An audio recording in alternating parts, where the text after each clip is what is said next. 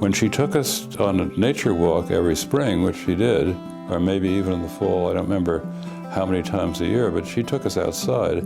It wasn't just going for a walk, it was furthering your education and awareness of those plants which were there and which her family was thoroughly conversant in. So. Her father was a great naturalist. He had a love of the outdoors. When he was a kid, he got a job with Hoyt Nurseries and worked for them for many, many years. The love of nature flowed over to her. I mentioned, I think, before the Kelley Nursery that was part of her family that started the nursery in Darien. That was important because my understanding is that she knew 800 Latin names of plant species that were just part of biological understanding. But anyway, that was just what she talked about around her dining table. And on the backside of the bushes, beyond the trees, on the hill, lies the Little Red Schoolhouse. This was the old dirt road where our nature walk started. It traveled down probably a half a mile or so and then turned into trails, which eventually turned into nothing but woods.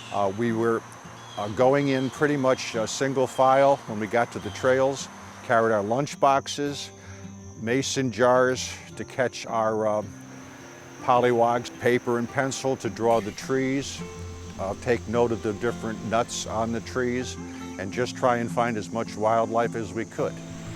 She brought a whole different world outside of the classroom with her, which further tackled your imagination, that you should be aware of. There isn't just any one subject that would cover everything. I mean, there are just so many areas to explore, and she made that very aware.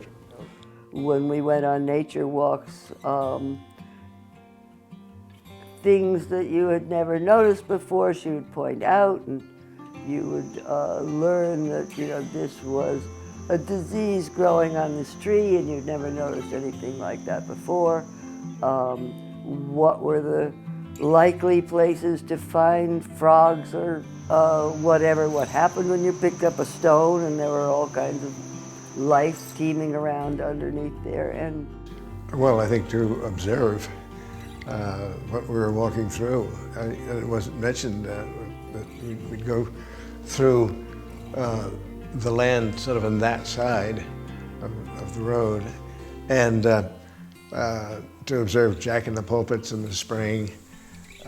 Every kind of little thing that you wouldn't even notice, the little wildflowers she knew, didn't she? Yes, she knew it all. Every tree, and we'd bring back leaves and identify the maple leaf, Yep. the oak leaf, and the other leaves, whatever they were.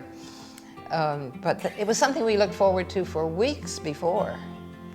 And off we went, on foot, no permission slips, no parents, no nothing, into the deep woods, no telephone if anything happened. We survived, didn't we?